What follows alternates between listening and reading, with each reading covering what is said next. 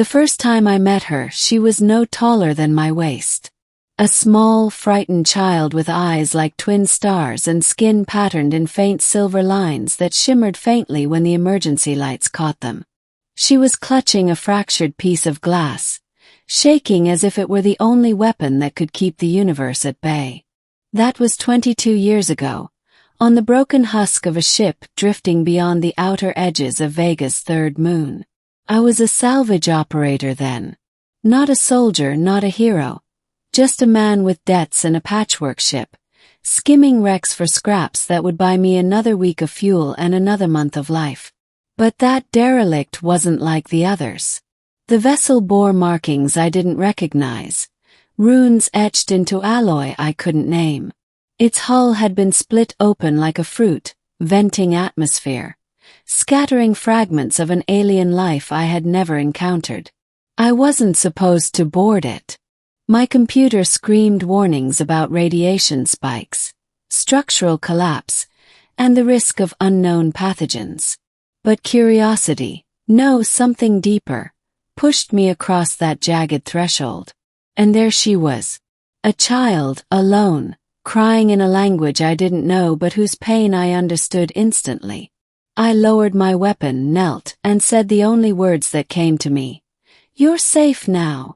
I didn't know then that those words would echo across decades. I didn't know that saving one child from the void would change the fate of entire systems. Her name, as I learned much later, was Erin. The middle. Erin grew up on my ship, the Nomad's Grace. At first, it was survival. She was the last of her crew, maybe the last of her kind as far as I could tell. She needed food, shelter, and someone to stop her from staring too long into the emptiness of space with that hollow, orphaned gaze. She learned quickly. She learned my tongue within months, surpassing me in mathematics within a year. She could reroute power conduits before she reached her teens, and when I found myself cornered by raiders in the asteroid belts, it was her alien intuition that guided us to safety. But she never stopped mourning. Sometimes I'd wake in the middle of a long drift and hear her humming songs in that strange tongue of hers, songs that carried grief older than I could comprehend. I would sit outside her quarters, not intruding, just listening. Over time, the shimmering lines on her skin became more pronounced. They glowed faintly in times of stress, pulsed when she was deep in thought. I asked once what they meant, and she only said, "It is the memory of my people." By the time she was 16, I knew she was destined for something greater than salvage runs. She carried herself with a quiet dignity, even in patched clothes and grease-stained hands. When she smiled, it was like seeing the first dawn after months of shadow. Then came the day she was taken from me. We had docked at the Orion Freeport, a neutral hub where smugglers and merchants rubbed shoulders uneasily. I was selling salvaged copper coils when the syndicate arrived. They noticed her. Of course they did. An alien child with silver fire veins, grown into beauty, intelligence, and mystery. To them she was currency. To me she was family. I fought for her. I killed for her. But there were too many, and when the smoke cleared, all I had left was the echo of her scream as they dragged her away. Searched. 4 years, I searched every corner of the mapped sectors. Rumors whispered of an alien girl sold to warlords, of experiments conducted in hidden labs, of a prophecy uttered by fringe cults. Each trail ended in silence. Age. My hair grayed, my hands stiffened. Hope became a knife twisting in my gut. Then, 2 decades later, the universe shifted. The return. It started with the broadcasts. A new power rising in the Perseus arm. A queen who united fractured systems, whose fleets dismantled slavers, who brought starving colonies under her protection. She was described as radiant, terrifying, unstoppable. Her name was Erin. First, I refused to believe it. Too many false trails, too many disappointments. But when the holoscreens finally displayed her image, My heart stopped. She was no longer the child I had saved, nor the teenager I had lost. She stood tall in flowing armor of living silver, her eyes blazing with the same starfire I had seen flickering in the dark of that wreck so long ago.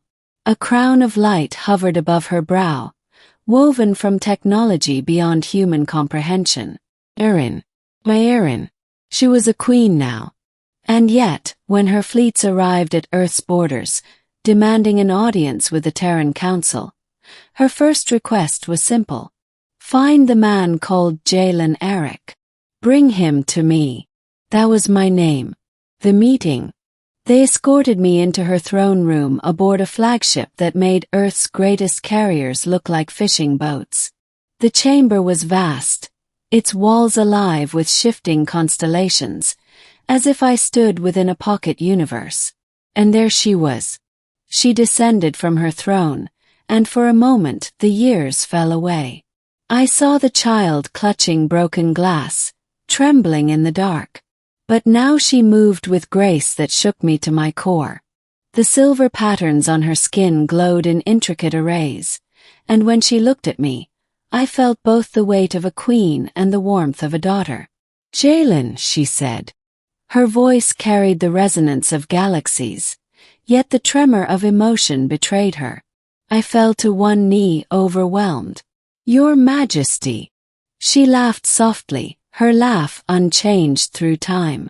You saved me when I was no one. Do not kneel now that I am someone. I rose unsteady. I thought I lost you. You did not lose me, she replied. You set me on the path. When they took me, I remembered your words. You're safe now. I swore I would make those words true for others. That no child would cry alone in the dark again. Her guards shifted as she approached me, but she waved them off. She placed her hand on mine, her touch warm, alive, familiar despite the gulf of years. You are the root of my empire, she said. The man who planted the seed. The conflict. For weeks, I remained by her side, watching as she ruled. She dismantled slaver networks with precision, forged alliances where others saw only war, and carried herself with a mixture of compassion and iron resolve. Her people adored her. Whole star systems called her savior. Yet I saw the burden she bore. Every victory carved a weight upon her shoulders. In private, she allowed herself to be vulnerable, and in those moments she leaned on me as she once had as a child. But humanity was wary. The Terran Council feared her fleets, her power, her influence. They whispered of conquest disguised as liberation. They debated preemptive strikes, foolishly imagining they could resist her armadas. And I was caught between them. One night, as we walked among the gardens of her living flagship, she asked me, "Would your people accept me? Or must I stand apart from them forever?" I hesitated too long. That was answer enough. Her gaze hardened, though sorrow flickered within. Then I must protect them, even if they despise me. That is the duty of a queen. I realized then that she had surpassed me utterly. She no longer needed my protection. But perhaps, she still needed my presence. The final trial. The Terran Council made their move. A fleet, secretly assembled, launched a strike against her border colonies, fearing her growing influence. Civilians died, thousands of them.